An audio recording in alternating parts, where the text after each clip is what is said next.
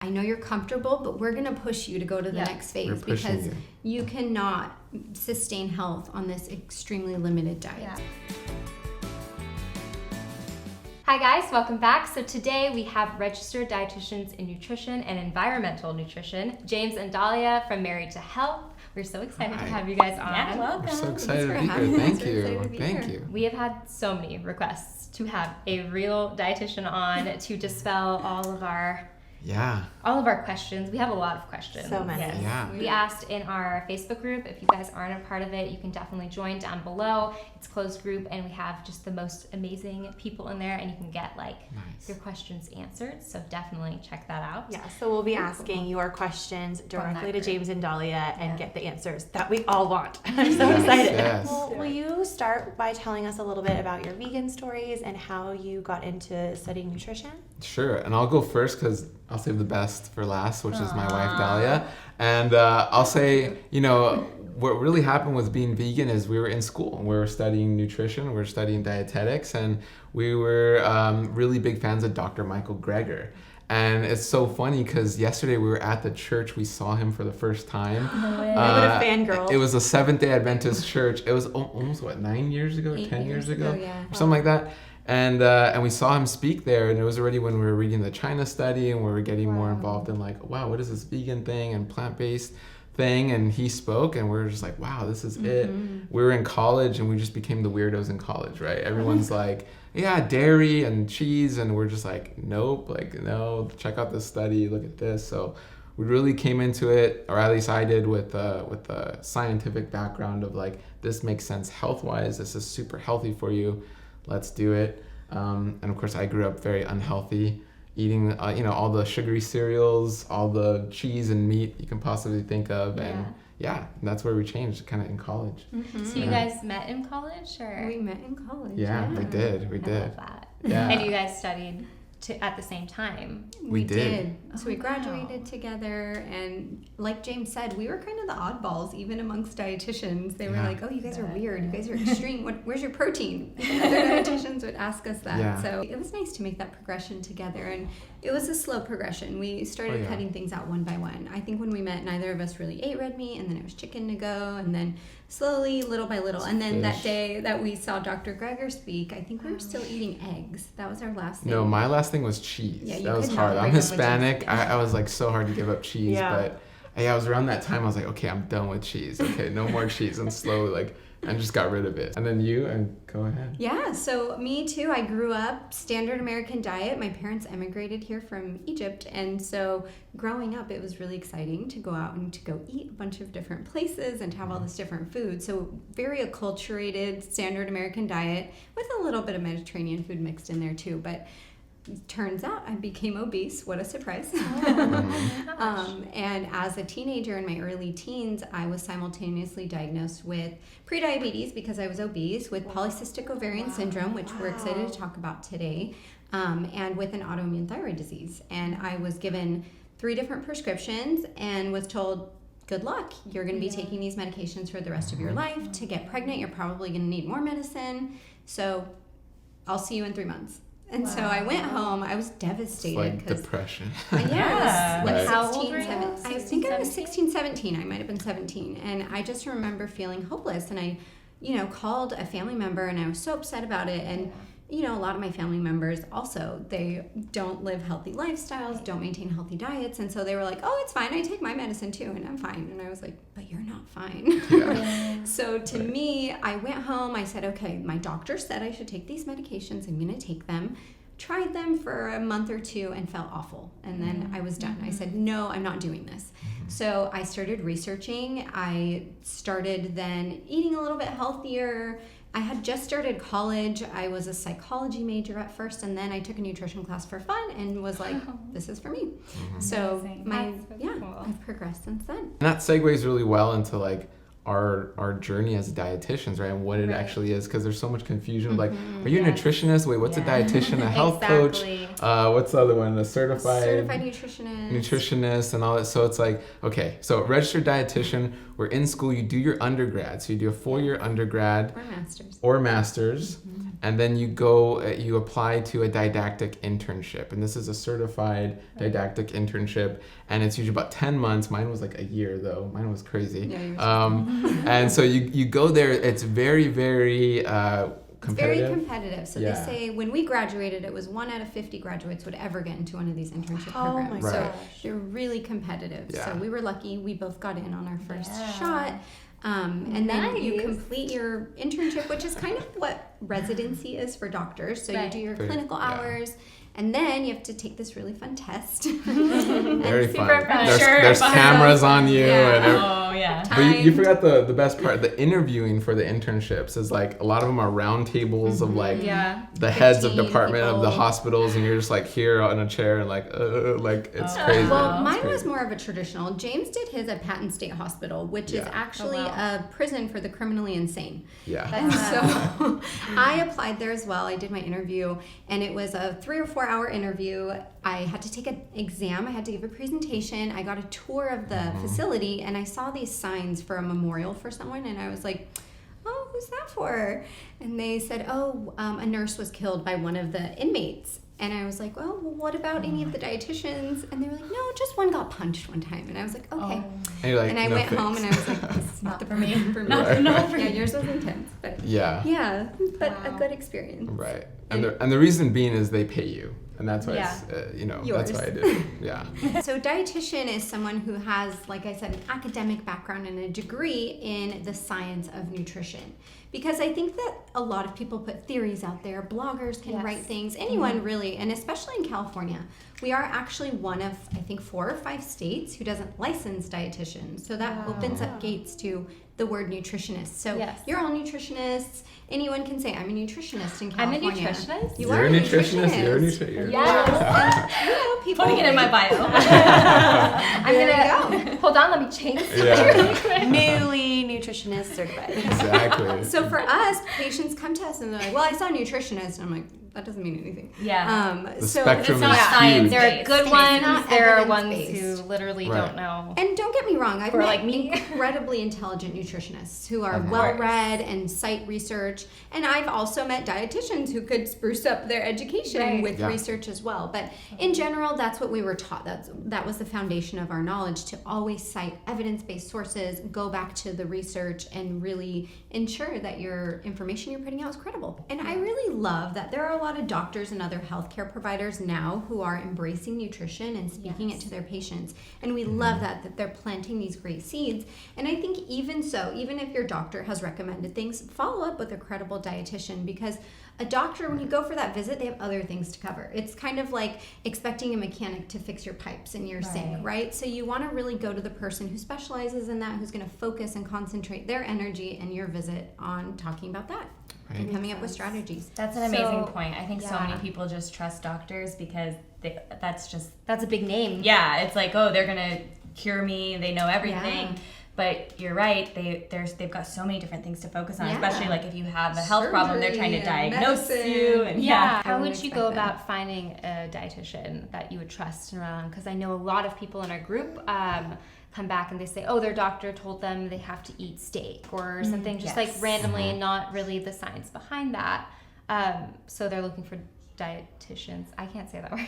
Yeah. So they're looking for dietitians to kind of supplement that knowledge. How would they go about that? This is where we could plug our practice with Dr. Angie Sadeghi in Newport Beach, where she is a gastroenterologist. We do primarily focus on the gut microbiome and gut health, but we see a range of patients. I had an 8-year-old with gastritis, and then I had a 55-year-old with diabetes. And so, the gut is involved in everything. And so we do see lots of patients there, and you can go to drangiehealth.com or marriedhealth.com to learn more. Or there's a great site. You can go to plantbaseddocs.com or plantbaseddocs.org, and you can find plant-based doctors, dietitians, nurses, all kinds in of your healthcare area, professionals. most importantly. How to use food to manage PCOS, specifically the hair growth in bad areas and the hair loss on the head. I don't know if food can help with that, but I hope so. And we get actually a lot of questions about hair loss.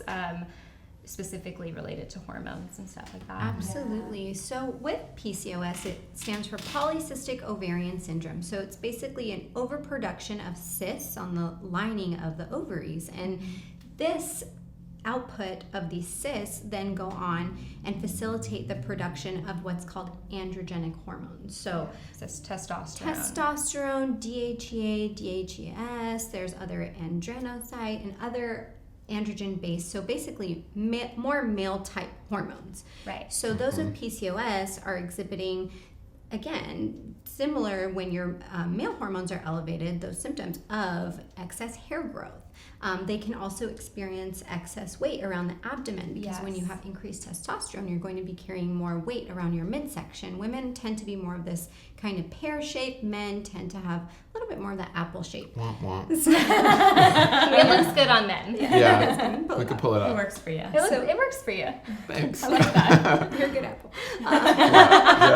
Good apple. Good. The dad jokes. I love the jokes today. Yeah.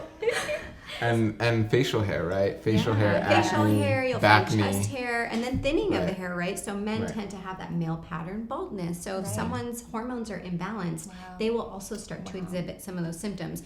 And there are many underlying causes or etiology for PCOS.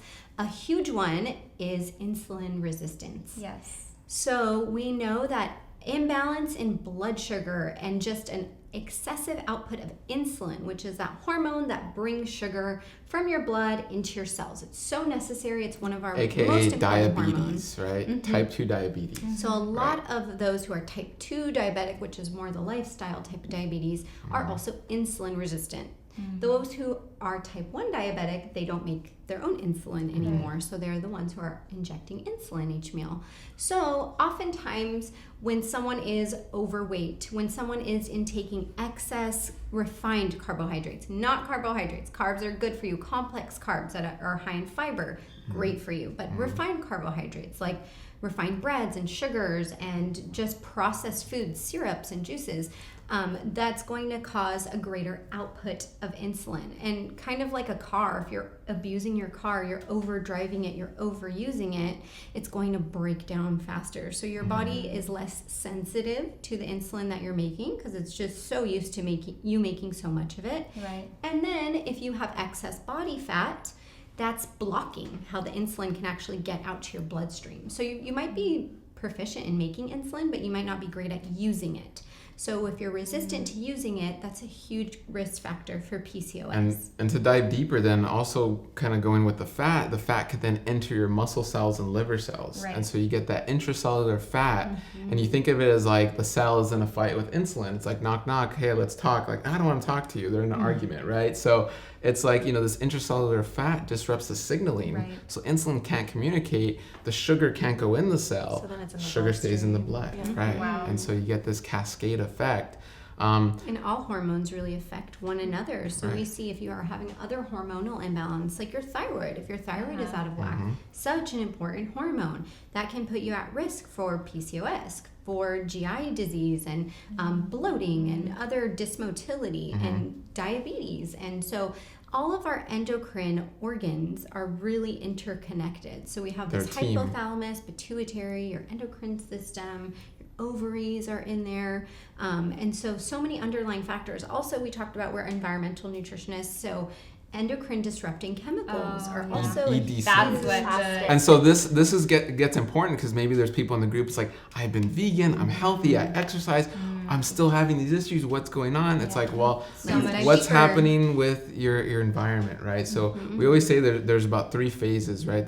There's your body, and then there's your community, and then there's the larger community. So let's start with your body. So and like what you're putting on it. what you're putting on it, but we, think of it like a rock going in the lake, and you have these ripples, right? So we start with food, What we goes start with in water, and then we start with lotions and makeups, and so we just kind of ripple our way out. And there are these endocrine disrupting chemicals. There's persistent organic pollutants. They're in vegan foods. Yeah. They're in omnivorous foods, right? Meat and cheese and eggs.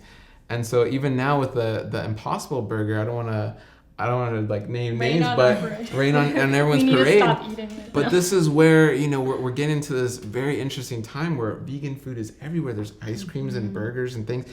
As processed vegan food, kind of the way we want to go. Yeah. And so, for example, 0.01 parts per billion of glyphosate, the most heavily used pesticide, and that's getting so much attention now. Yeah. And it's great, it's wonderful, but 11 parts per billion were found in Impossible Burgers. Wow. And so it takes 0.01 parts per billion to have an effect. They did an in vitro study on a chicken microbiota, and it had an effect on the microbiome. And the microbiome is directly linked to hormone. We call it the gut hormone axis, right? So if we know at this tiniest part it's being affected, what happens if you eat an Impossible Burger, then ate some corn, and then ate some GMO soy, and then ate some, and you're getting affected so much throughout the day. So much. Then you're coming into dioxins, air pollution, because you live in a busy city. And those things you can't really control. And you can't really control. So I like to say, you think of it like a glass of water, right? If I put some glyphosate, if I put some dioxins, if I put some artificial colors, artificial flavors, think of just one day, and I'm putting these little drops in here. Who wants to drink? Yeah. Like no one. Yeah. But we don't think of it that way. And we're getting inoculated little by little. Good, yeah. Right. So it's crazy. And that's where you could think like, well, I'm healthy. And we challenge you to think of, well, are you looking at all these layers? And as you progress, do you think like, I've climbed my mountain, I'm done? Or do you see the other mountain right behind it and go like, oh wow, I didn't think of that? Yeah, that's what we're always talking on the show, is like, vegan is just the tip of beginning consciousness. And then it just slowly spreads. Like even vegan products we put on our body, like they're not all natural, they're not all safe. Like if you look on Skin Deep on EWG, you can see there's crazy stuff. It's like one of my favorite websites. There's just crazy things even in vegan products, and I think that there's a lot of greenwashing going on.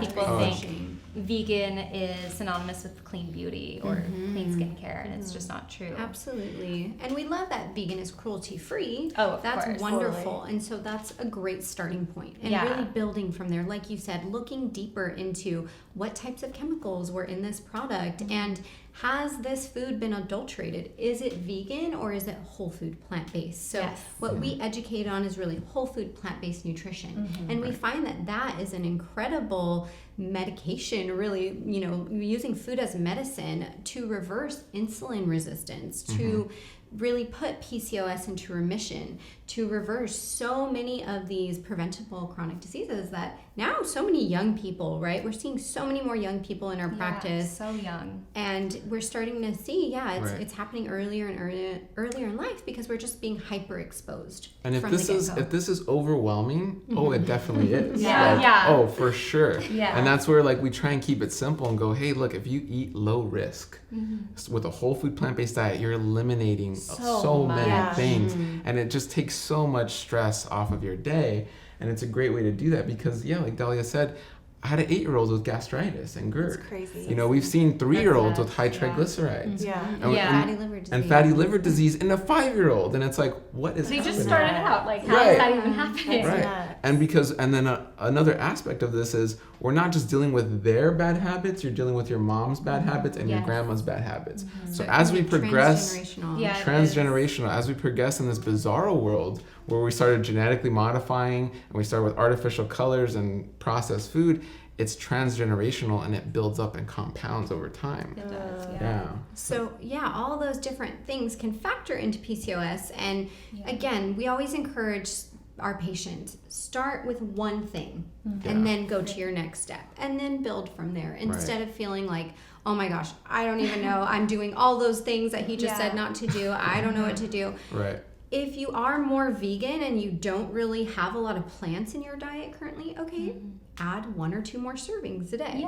Build from there. And then slowly that will kind of crowd out a lot more of that processed vegan. You don't have to totally change about the way you eat. You just add stuff to your diet. We always say add. Before we take away, add. Add. And you find it kind of just crowds out the other stuff and you're like, oh, well, I'm happy. And you feel good that way. So I wanted to recap what you were with the food and talk about a little bit, like very specifically, what are the good whole foods versus the refined stuff. And then also also in that conversation you're talking about fats versus carbohydrates, and I know that can be a little bit confusing when people talk about hormones. Some people will say you need a lot of fat in order to have, especially as women, in order to have healthy hormone function, and other people will say that it messes with your insulin and stuff like that. So that can be really confusing. If you could talk about that as well. That's a great question. So whenever anyone asks us about fats pertaining to cholesterol is really what they're asking about, because cholesterol is a building block to create our hormones. And so you definitely need an adequate amount of cholesterol. What a lot of people don't realize is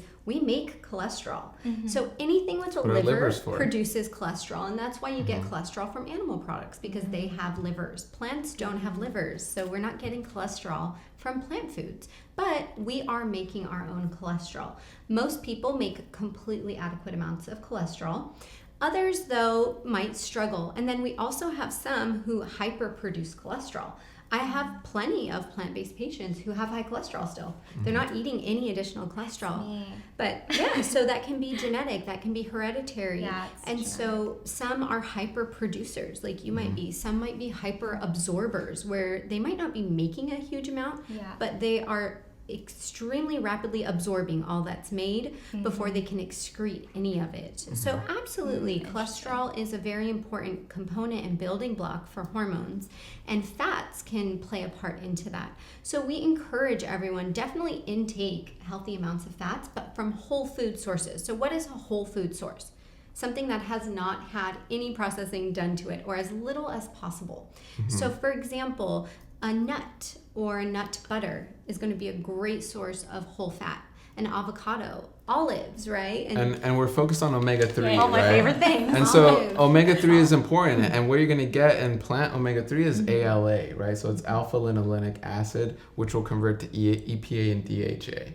And so everyone's conversion is different. This goes back to the gut microbiome, where think of it as a fingerprint. Everyone's is different, so you're going to convert differently. Some work faster than others. Some work faster than others, but we say it's not going to harm you to have those olives and walnuts and chia seed and flaxseed and hemp seed, all these wonderful whole food fat sources, and not the sunflower oil, bunch of olive oil, bunch of fake, cheese on your pizza that has tons of fat, because you're it's like you're throwing away money, right? You're throwing away your calorie dollars, where those calories can go to whole food fats that are going to help your microbiome and then give you that fat. So it's like a win-win across the board. I love the idea of calorie dollars. Like, you want the most nutrition for your buck, literally. Angie Stewart Fitness said you want the most nutrition bang for your buck. Totally. It's not about calories or looking at just like how much nutrition can you get per plant. Yes. Exactly. And I love to eat. My patients love to eat. People are always like, well, how much should I eat? How many cups of this? I'm like, no.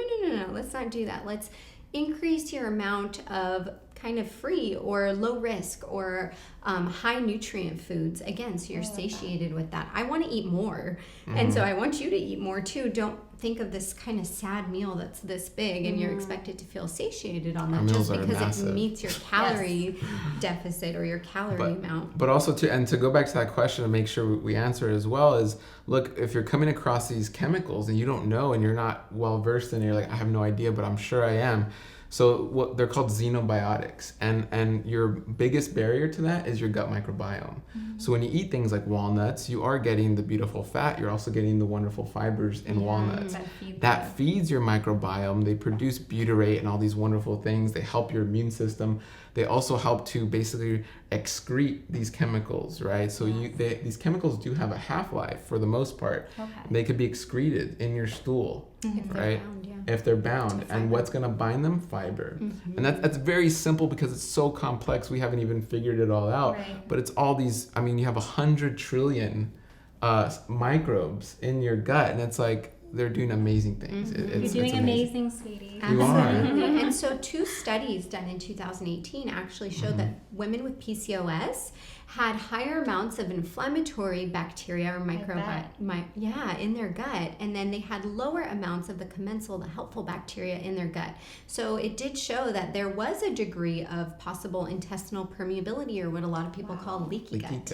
There was more of that inflammatory process going on within their systems, which also gives rise to more insulin resistance. So again, no matter the issue, we always link it back to the gut, because improving your gut health can so greatly support your hormones. It can greatly support your entire metabolic system, your endocrine system. And the key to that, again, is whole foods, because they have that fiber. Is that okay for someone who has gut issues because I know that there are some vegans who have talked about how they have lost the ability to process fiber, but it seems like fiber is often also talked about as like the thing that you need the most. So it's very confusing. So that would go really well into our next question, right. SIBO and gut problems. And this is where let me preface this with saying, look, it's all a tree. Like, your issues are branches of the same tree. Totally. And where we've kind of missed the mark in Western medicine is by saying, okay, diabetes is separate, PCOS is separate, obesity is separate. Right. No, they're all branches of the same tree. Let's talk about the root causes. And it's that more is like becoming the body reacting differently. They're the same. Yes. Exactly. And then if you don't make changes, you're going to just keep growing branches. Unhealthy branches. And this is where, again, stresses me out. Oh yeah. Well, don't get stressed out, because the beautiful thing is, just like you can grow this tree, we can get to the root problem and take this tree out, right? Yeah. So it's important.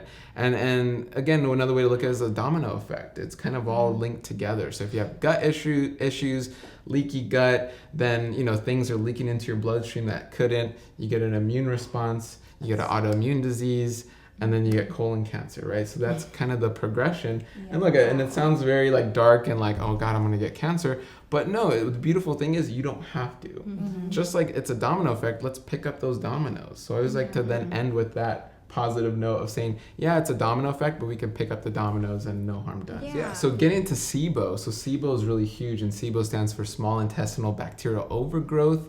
And essentially we're finding out 70% of people with IBS, so irritable bowel syndrome, have SIBO.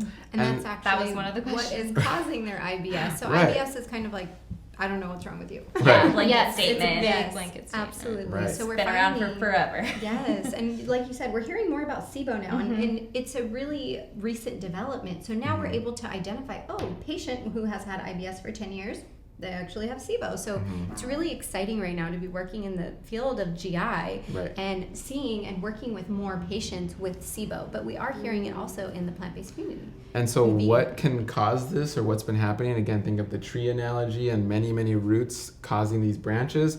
So past antibiotic use, possibly not being breastfed, again, EDC and different chemicals you're coming into contact with, different surgeries, diabetes. So it's so many different factors can contribute. Is birth control related at all?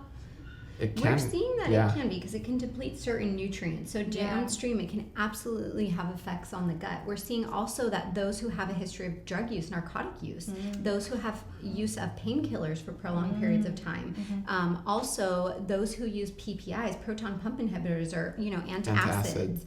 So again, that's kind of neutralizing things. It's kind of shutting off systems that were put in place to properly move things through your GI tract. So our GI tract, as we all know, it's kind of a tube, right? And Dr. Sadeghi likes to say it's this long, tortuous tube. And we say it's separated by doors in different places. And she's completely right. It is. It's this long, tortuous tube that kind of turns and curves in different places. So, food goes down your esophagus. It goes into your stomach, and then it's moved into your small intestine, then your large intestine. All those different places have doors separating them, and it should be like a river flowing one way. So food should only be going down and out, right? And so certain triggers will cause backflow. We talked earlier about GERD, and so again, that door opens up, there's backflow of acid back up your esophagus. So with SIBO, that door between the small and the large intestine, for many reasons, like we just mentioned, which is called your ileocecal valve. That ileocecal valve, that door, it opens, and then bacteria from the large intestine goes back into the small. You're pooping in your esophagus. Yeah. Is it first the small intestine and then the large? Yes. Okay, so it's definitely so going back is going into the small intestine. Yes, right. And so different things happen in those two different places. In the small intestine, we're absorbing a lot of nutrients and completing the process of breakdown that started in the stomach. In the large intestine, that is the end cycle, right? That's where you're fermenting, you're packaging, you're excreting. So very different bacteria are needed for those two different things. And so when that fermenting type of bacteria gets into the small intestine, because it's greedy, it's like, I want that food up there. then again, you are going to have that exaggerated bloating. So the number one trigger for us when a patient comes in and says, by the end of the day, I look 6 months pregnant. I wake up with a flat stomach. After I eat or drink anything, I progressively bloat. By the end of the day, I look pregnant. Then we're like, you probably have SIBO. Gradual more bloating throughout the day. It's very exaggerated. They, again, feel like every bite they take and every sip they take contributes to more and more bloating. Oh, horrible. And so a great analogy, and like Dahlia mentioned, is this river, right? So you have this beautiful Amazon river, and over time, since the day you're born, even before then, when you're in the womb, you're building up these little factories on the side of the river that start to pollute the river. Maybe they're dumping debris in the river. Think of your whole entire life. And then these valves that should open and shut and help your river out, they become dams, right, even. Or they just start to inhibit your autonomic nervous system. So this is the flow. Yeah. And just over time, you start to pollute the river. And what everyone's doing, we're at the end of the river and going, why is this river polluted? Let's use this to filter the river. No, let's use this to filter the river. What we're trying to do is hold your hand, let's walk back up your river, and let's eliminate these sources of pollution and debris. Close that door. And get things flowing again, right? So it's not so much like, I got to do a colonic and I got to, so that's everyone at the bottom of the river arguing of like, no, do this procedure, no, do that, no, do this detox and do this cleanse.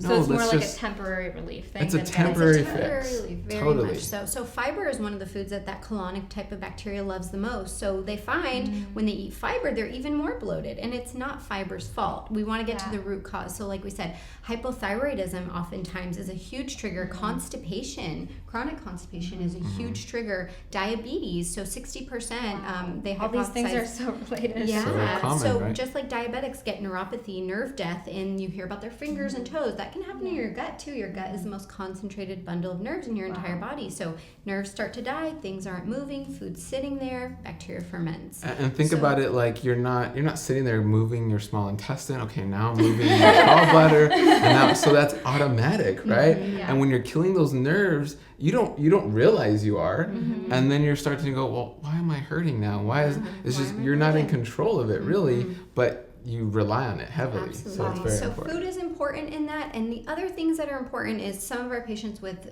very severe cases of SIBO, we'll encourage them to do vagus nerve stimulation. So we encourage them to exercise their GI tract. So deep gargling, loud singing.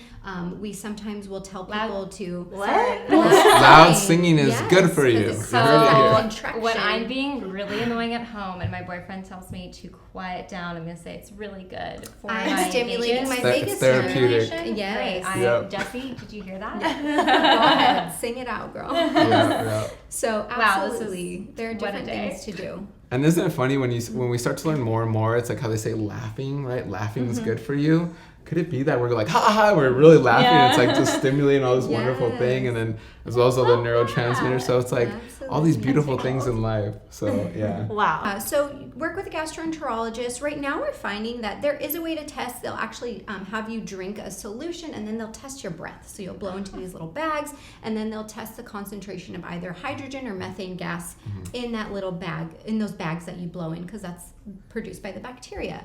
So you can test. We've seen, though, the test isn't 100% accurate. There are antibiotics available that are only going to be active in the small bowel. There are also herbal antibiotics that we sometimes use, which are a little bit more natural. They're kind of like essential oils that have been encapsulated. There is, like we said, our protocol where you're re-inoculating your gut, retraining your gut as you're working on your root cause. Because if you are just doing the antibiotics, or if you are, doing those different things and not figuring out, it was actually my hypothyroidism all along. I need to get my diabetes under control. It's going to come back.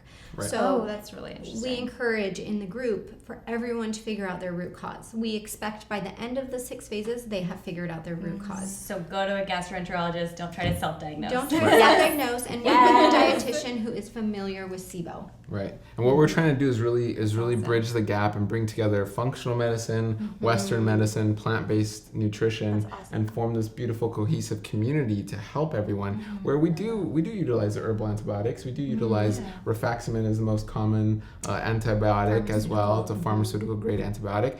Again, and like Dahlia mentioned, you don't just want to do one, because then you're like, we have patients who, I'm on my 3rd dose of rifaximin, and it's like, well, are you ready to change your diet? No, I'm too busy.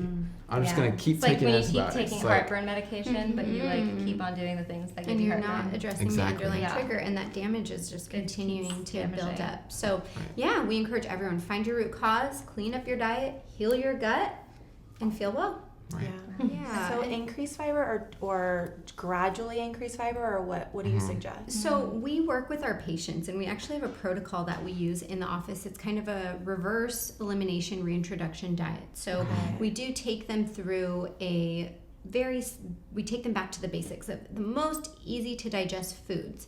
And we actually, stay tuned, in the next couple of months, we'll be releasing an online SIBO protocol with the community with Dr. Angie Sadeghi. Yes, so everyone is free to join that. And then we take them through this very systematic 6-phase elimination and reintroduction to just rebuild the gut microbiome, because for a hurting gut and a gut that's ailing and trying to repair itself, yes, putting in these large amounts of fibrous foods, and especially raw foods, it's already inflamed. It's wounded. It can't handle what you're trying to give it. So you want to let it rest, digest, heal, take a beat, focus on things like cooked foods and easy to digest foods, easy to digest grains, and then build up from there. And you can retrain it. It's all in training. That sounds a lot like Ayurveda. There's a thing, if you have like stomach problems, basically go back to very basic plant foods, and then like when it's less inflamed, they reintroduce more complicated things. Absolutely. Right. And it's kind of like when you have a problem, do you want to run away from your problems and avoid them so they can grow and get worse? or you got to hit them right.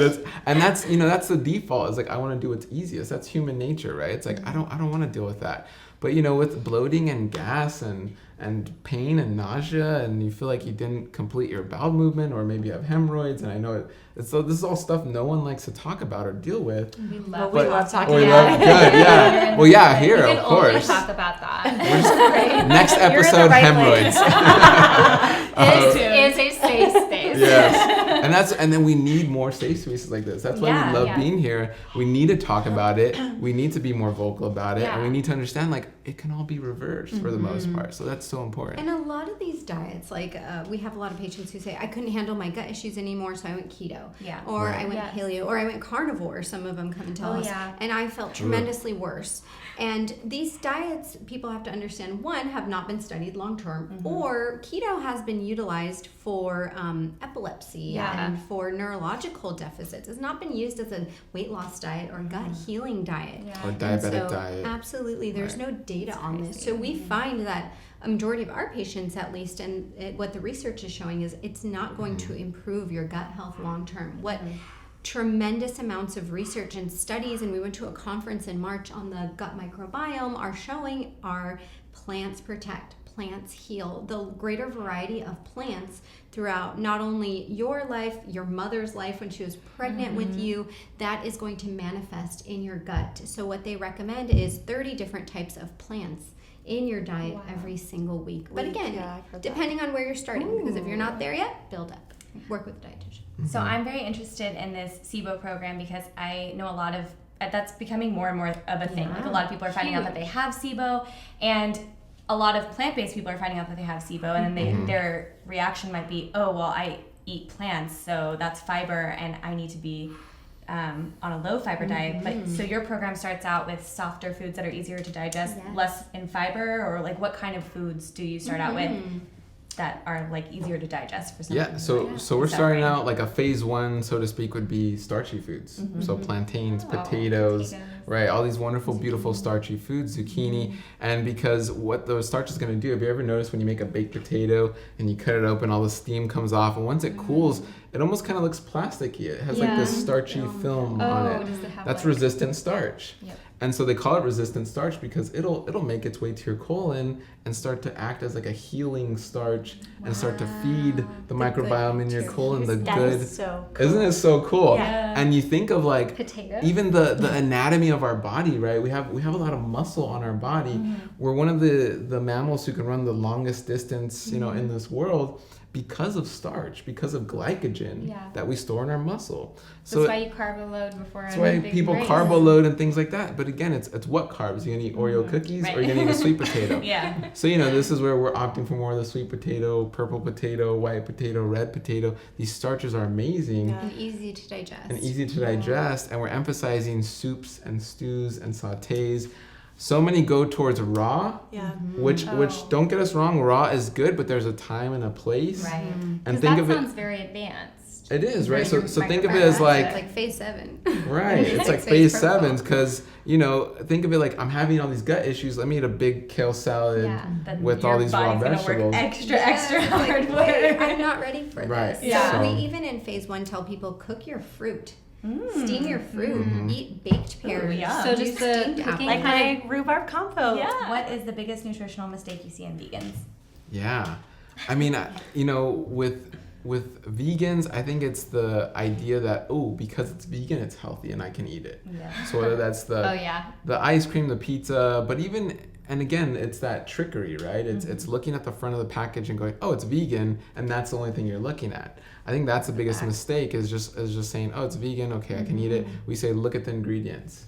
And that is so important. And listen to your body because he can eat gluten and he's vegan. I can't. I'm super sensitive to it. And so I think people not willing to accept that I'm already vegan, I'm avoiding all these other things and individualizing a plant-based diet for themselves. And then if that's the case and if you are sensitive to a lot of different things and cutting things out, thinking you're still going to get what you need from just food. If you are, again, in a compromised gut state, you might need a supplement at that time. Or again, if you're not intaking a high amount of omega-3 rich foods every day, then take a vegan omega-3, please. If you, again, are not in the sun every day, like most of us aren't, take a vegan vitamin D or take your B12. We do see some vegans who are B12 deficient. So thinking that if they're not getting especially high quality vegan food, they're just going to get every single thing they need from their low quality vegan food. And that just unfortunately isn't the case. And this is the curveball thrown to vegans is like, none of us think of the soil. And we don't think of, man, we've damaged the soil really bad. We're losing topsoil. We're losing the nutrients in the soil. And this is where, I eat celery and I eat this and I'm getting the 30 different plant foods. Is it organic? Oh, no. Or maybe it is organic, but you're just not eating enough.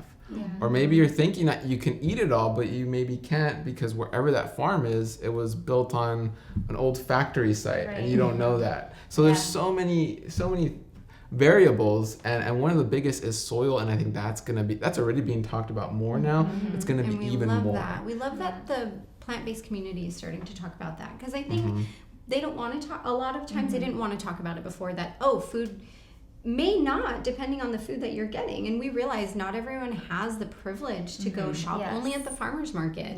We realize that is a complete privilege. And so if that's the case, then appropriately work with someone who can recommend, if you can't get all these healthy but can be expensive omega-3 rich nuts and seeds and avocados, then let's make sure that again you don't end up deficient in something. And I got a comment. This speaks to something I said earlier about 3 layers, right? You start with yourself, you start with your community, and then you start with the bigger nation at large. And we can all do that. So we have to first work on ourselves, then it's maybe our family and friends, or it's our neighborhood, and then we challenge everyone to get active, get political. Start with your government, start with your country, because we need to make these changes. Otherwise, we're in big trouble. Rich Roll calls it like the lighthouse. You work on the lighthouse before you can guide the ships. Perfect. And exactly. Work on yourself, and then you can be a much bigger advocate for others when you are strong in your convictions and your knowledge. And your light will shine brighter.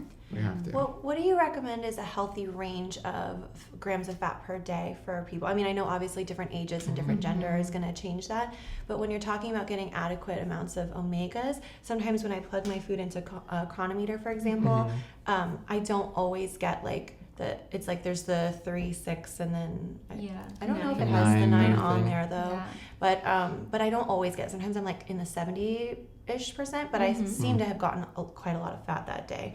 So it's confusing to me how much I should be aiming for. So percentage of fat, the Cleveland Clinic will recommend 20 to 35%. So whatever that is, I mean, with your caloric intake, again, think of real life, are we gonna be, okay, so 20-35%. Yeah. So it's really, I mean, we have like a really great plant-based pyramid that we follow, and so like the base of your pyramid is gonna be fruits and vegetables. Next up is gonna be legumes. Then it's gonna be whole grains, then it's nuts and seeds are at the top. And whole food fats. Whole food, right? So again, whole food fats. And the beautiful thing is and kind of all through the pyramid, you're gonna get fat. It's not kind of just in one place compartmentalized again, right? This is Western culture saying this is here, this is here. Really, fat is in whole grains, fat is in fruit like avocado. It's kind of ubiquitous for the most part, and so is protein. And so yes, some foods will have more fat than others, but it's all ubiquitous. It's all floating around, so it's really great. And really, if you stick to whole foods, you're gonna get the fat you need. And you're counting starchy vegetables in that bottom Totally part. starchy vegetables. Yeah, so great. Yeah, so I tend to recommend, as we know, most Americans are not getting enough fiber. Most Americans get between 10 to 15 grams, which is nothing. That's like 2 servings of vegetables, and most of that is potatoes. So we recommend between 9 and 12 is really 9 and 12 cups. Yeah. So that would be about 24 of these little fists of veggies a day. Wow. If you're, again, not getting anywhere near that, just work on upping that again and focus on your whole food fats. And again, work your way up, because instead of focusing on like the fats and the protein and all this different stuff, eat more fiber, eat more veggies if you can tolerate them. And then if you do need, take a multivitamin to ensure you're getting a well-rounded. Right. And to clarify on the food really quickly too, think of this pyramid as how you're building each meal, right? So a great example is a taco bowl, right? So at the bottom, you can maybe roast some broccoli and sweet potato and greens and zucchini. So again, the base is this wonderful fruit and veg. Then next you're doing maybe some pinto beans and black beans. Maybe you're doing then some quinoa. And then you're doing, we like to soak cashews and make this beautiful cashew dressing. And we pour it on top. So you've hit that pyramid, you've hit everything, and it's this beautiful, ubiquitous. That sounds delightful. It's delightful, and it's so delicious. We both potato nachos. Yeah, we both potato nachos and stuff like that. So you can do it Hispanic, Mediterranean, Italian. You kind of build this kind of pyramid with the foods, and it works really well, and you're hitting all of the things you need. That's a really helpful analogy. Keep it simple. Yeah. And we're hearing a lot about people who are saying, oh, going vegan made me unhealthy. But a lot of people who are coming out and saying that have been, raw, or have done fasts without food for prolonged periods of time, or focused only on one food for a long period of time. So of course, if you're doing that with any food, whether it's a vegan food or not, ultimately you will end up with side effects of that. You will end up deficient in something. You will end up with upstream another issue. So, it's rare that you're hearing a lot of these credible plant-based professionals and health professionals say, oh, veganism ruined my life, or being plant-based did. So again, if you're building that solid foundation and using that kind of guide, you're making sure you're getting all the variety you need. Not to be perfect every day, because we have treat days too, but really having them in moderation. Right. That's really nice. Yeah. Don't treat every day like a celebration. Yeah. Treat yourself, but so I struggle with every single day. Celebrate life in other ways. Yeah. So I'd love to do kind of a rapid fire with you guys with some of these questions, because we got some good ones. One of my favorites from Jessie Williams: can I just eat noodles? Of course. Check out our noodle diet coming soon. No. Thoughts on dulse flakes or kelp granules for iodine? And so this gets into the more detailed nitty-gritty things where, we do recommend staples in your home. Kelp flakes are one of them, where you can, we put it on our daughter's avocado toast, we put it in different sautés we're making. So sea vegetables are super important because of exactly the iodine, trace minerals. So important for your thyroid, other health. hormone function. Oh yeah. Should be a staple. So absolutely eat them, eat seaweed, sprinkle that on anything that you can. And you can even do iodine drops in your water, but you want to make sure on a plant-based diet you are getting really great iodine sources. So from my multivitamin has it in it. Is that like an absorbable? Okay, cool. Yeah. Good to hear. Thanks. How important is it to eat meals high in protein before or after a workout if you're trying to build a little muscle? And this goes back to individuality, right? So if you're trying to build muscle, I'm trying to build more muscle, so it's very important. I'd say 30 minutes to an hour after workout, you are getting a higher protein meal. And it all depends. You're trying to bulk up more, you're trying to lean out more and build muscle, which is harder to do. And you want to definitely get the protein post-workout. And then pre-workout is usually a carbohydrate based. Mm-hmm. And that's the simplified version. Are there vegan foods that are helpful in preventing/clearing acne? Or are there vegan foods that cause acne? Oh, I love that question. So sugar is a huge trigger for pimples. Again, it's going to offset your glucose, your insulin balance, but sugar is definitely one of those that it's going to come out very quickly after. I know if I eat sugar, I always wake up the next morning with a little friend. So avoiding sugar, healing the gut, because again, having any degree of that intestinal permeability, that leaky gut is also going to give rise to manifesting things in other places. So on your face, and then getting your hormones all in check. So a lot of women with PCOS, like we talked about before, have pimples and have acne. So absolutely regulating your hormones, healing your gut. I'm feeling very empowered right now.